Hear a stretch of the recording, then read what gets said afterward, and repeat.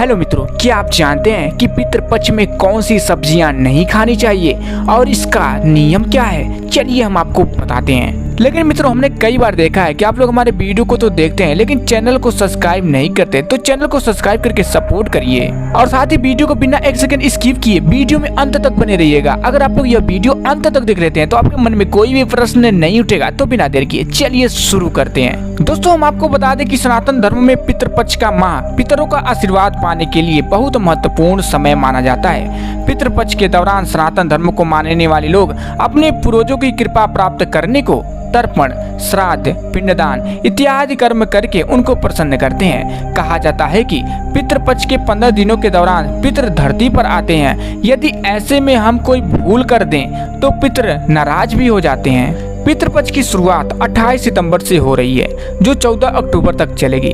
धार्मिक मान्यता के मुताबिक पितृपक्ष के दौरान पितरों की आत्मा की शांति के लिए और उन्हें प्रसन्न करने के लिए अनेक प्रकार के उपाय किए जाते हैं। पितृपक्ष में कुछ नियम भी बताए गए हैं जिसका पालन करने से पितृ जल्द प्रसन्न होते हैं।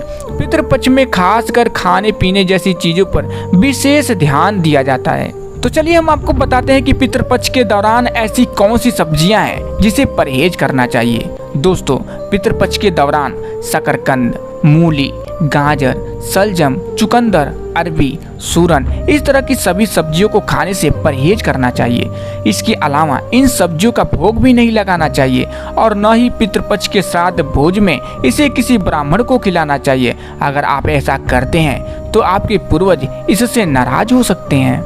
और साथ ही पितृपक्ष में लहसुन प्याज का सेवन करने को मनाही रहता है, इसे तामसिक माना जाता है।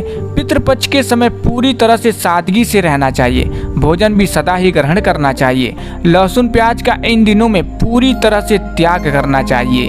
पितृपक्ष में चने की दाल, चने का सत्तू, चने की मिठाई, चने से बने खाद्य पदार्थों का सेवन करना वर्जित बताया गया है। चने के साथ साथ पितृपक्ष में मसूर की दाल भी नहीं खानी चाहिए। इस दौरान किसी भी चीज को कच्चा नहीं खाना चाहिए। इस समय पके भोजन का ही सेवन करना चाहिए।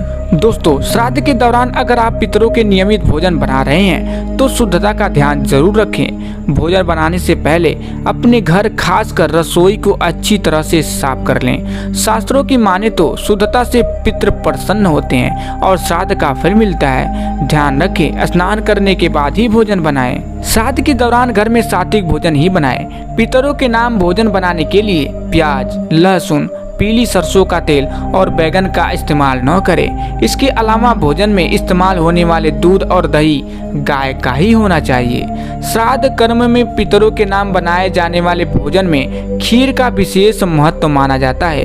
इन दिन पूरी, आलू की सब्जी, छोले या फिर कद्दू की सब्जी बना सकते हैं। इसके अलावा मिठाई को भी पितरों के भोजन में शामिल करें। जब तक ब्राह्मण भोजन न खाएं तब तक खुद भी भोजन न करें। ब्राह्मणों को कांसे, चांदी या फिर पत्तल में ही भोजन करवाएं। श्राद्ध कर्म के दौरान कांच और प्लास्टिक जैसी चीजों का इस्तेमाल करना वर्जित है। इसके साथ ही ब्राह्मण को दक्षिण दिशा में ही भोजन करवाएं। और पितृपक्ष के दौरान कोई भी शुभ कार्य नहीं करना चाहिए। पितृपक्ष में कोई भी नया सामान अथवा वाहन नहीं खरीदना चाहिए। पितृपक्ष में बाल अथवा नाखून नहीं काटने चाहिए। शराब, तंबाकू अथवा धूम्रपान का सेवन नहीं करना चाहिए। पितृपक्ष में भूलकर भी मांसाहार का सेवन नहीं करना चाहिए।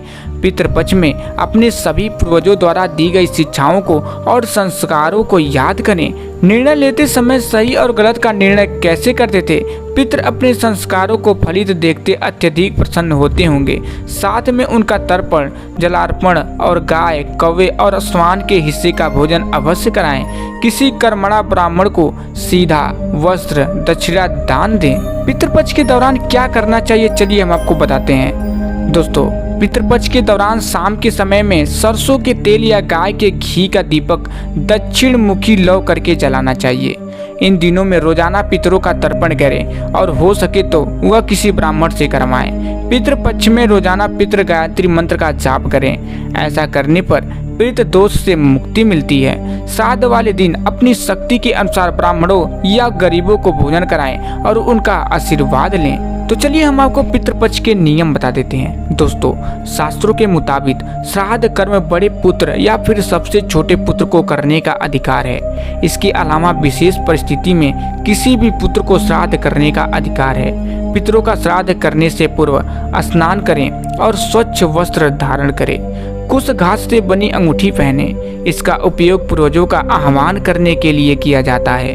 पिंडदान के एक भाग के रूप में जौ के आटे, तिल और चावल से बने गोलाकार पिंड को भेंट करें। शास्त्र सम्मत मान्यता यही है कि किसी सुयोग विद्वान ब्राह्मण द्वारा ही श्राद्ध कर्म करवाना चाहिए। श्राद्ध कर्म में पितरों के साथ साथ गाय, कुत्ते, कौवे आदि पशु पक्षियों के लिए भी भोजन का एक अंश जरूर डालना चाहिए। तो मित्रों, अगर आप लोग यह वीडियो यहाँ तक देख रहे हैं तो कमेंट बॉक्स में हर हर महादेव जरूर लिख दीजिएगा, जिससे आपके सारे कष्ट दूर होंगे। दोस्तों, अगर आप लोगों को वीडियो थोड़ा सा भी पसंद आया हो तो वीडियो को दिल से एक लाइक और चैनल को सब्सक्राइब करना मत भूलिएगा। तो फिर मिलेंगे। जय श्री कृष्ण। राधे राधे।